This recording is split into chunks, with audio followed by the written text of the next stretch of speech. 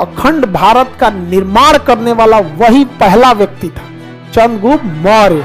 जब भी अंग्रेज आते थे ना तो सेना में पठानों को रखे, गोरखाओं को रखे, मराठों से लड़ाना था तो महार जाति के छोटे लोगों को रखा। एक दिन में उन भीमा कोरे गांव में 500 मील के 25,000 को हरा दिया। भारत में शायद ही किसी को सुने होंगे हम चंद्रगुप्त मौर्य के वंशज है, नहीं बोलता है कोई। वो शरीर से थोड़े हरा रहे थे सब, मानसिक रूप से इतना पीड़ित थे लोग ना कि तलवार चले गोली चले कुछ नहीं देखेगा कोई।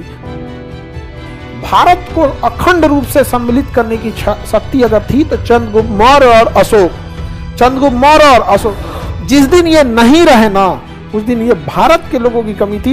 एक छोटे से राजस्थान जैसे राज्य में 5 गो राजा हो गए लोग, और वही अगर चंद्रगुप्त मौर्य रहता तो कहता कि राजा बन गए। सब कहा होगा हमारे यहाँ, समझ में गया। लेकिन आप भारत में सुने किसी को कि चंद्रगुप्त मौर्य के नाम पे इतराते हुए?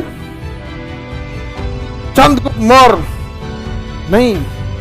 आप सुने होंगे महाप्रताप, पृथ्वीराज चौहान, भारत में इतराते सुने? चंद्रगुप्त मौर्य, अशोक के इतराते सुने हैं?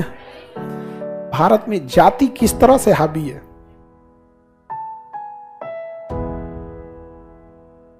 जिसने पूरे अखंड भारत, म्यांमार से इतना तक, इस पे भारत में शायद ही किसी को इतराते देखे होंगे। सब छोड़िए, बिहार का आदमी ना इतराता है, उसका तो राजधानी बिहार था, पाटलिपुत्र।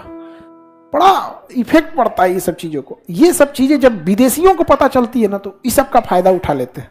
इसलिए जब भी अंग्रेज आते थे ना तो सेना में पठानों को रखे, गोरखाओं को रखे, मराठों से लड़ाना था तो महार जाति के छोटे लोगों को रखा। एक दिन में उन भीमा कोरे गांव में 500 मील के 25,000 को हरा दिया। वो शरीर से थोड़े हरा रहे थे सब, मानसिक रूप से इतना पीड़ित थे लोग ना कि तलवार चले गोली चले कुछ नहीं देखेगा कोई। आप में लड़ने की शक्ति नहीं, लेकिन अगर आपके सामने कोई आपके माता पिता को मार देना तो फिर आप कह दीजिएगा तुम कितना बड़ा अधिकारी हो कि क्या हो, मार देगा आदमी। आप नहीं समझ में आया? देखेगा आदमी तुम कौन हो, हाँ? आदमी छोड़ देगा, मारेगा ऐसे कि उसके रिश्तेदार देखने आएंगे बहुत अच्छे आदमी थे।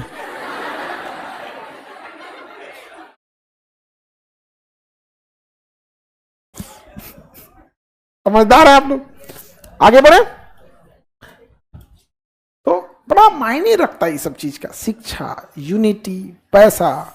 वरना चंद्रगुप्त मौर्य छोटी जाति होने की वजह से जब राजा को लोग अपने सम्मान से नीचे उतार दिए तो एक इंसान पे क्या बीतेगा, आप समझ रहे हैं? राजा, अखंड भारत का निर्माण करने वाला वही पहला व्यक्ति था, चंद्रगुप्त मौर्य। बाकी अशोक ने तो राज किया था उस पे, अशोक पोता था बिंदुसार, उसके बाद अशोक ने राज किया था उसके ऊपर, लेकिन संभाल के रखे। अशोक महान, नो डाउट, क्योंकि उन्होंने पश्चिमी विस्तार भले नहीं किया, पूर्वी विस्तार किया कि नहीं किया? पूर्वी विस्तार तो किया। ऐसा तो नहीं था कि चंद्रगुप्त मौर्य के दिए गए क्षेत्र में उतना ही रह गए या उससे कम कर दिए रहते या उतना ही रहते तो महान नहीं जोड़ते। विस्तार किया, लेकिन छोटी जाति के थे। यही बीतता है उन छोटी जाति की वजह से। और उसके बाद जब उनको कोई कहता है ना कि आरक्षण क्यों नहीं छोड़ देते हो, तो लड़ने को तैयार हो जाते हैं। तो क्या गड़बड़ करते हैं? उनसे अब कितना छीनोगे? चंद्रगुप्त मौर्य रहता ना तो बाबर झावर को जेब में लेके घूमता, यहाँ पे आ जाओ हवेली पे। दम था मोहम्मद गौरी, गजनवी गौरी, नादिर शाह, अहमद शाह अब्दाली, मजा उठा जाते लोग, जेब में लेके घूमता उनको। कैसे लोग झोला में चूहा पकड़ के पटक देते हैं 4 बार। झोला में बाबर, गौरी, गजनवी, नादिर शाह, अब्दाली सबको लेके चलो भिकना पहाड़ी पे,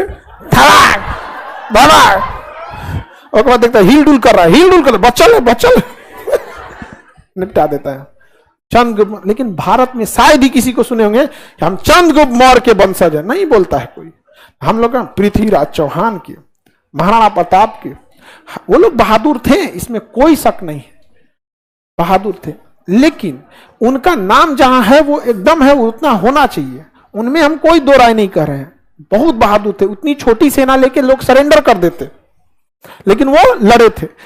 लेकिन इनको भूल क्यों गए भैया? भूल गए तो कोई बात नहीं, जब आपको इतिहास खुद का नहीं पता है तो दूसरे को क्या देखेंगे।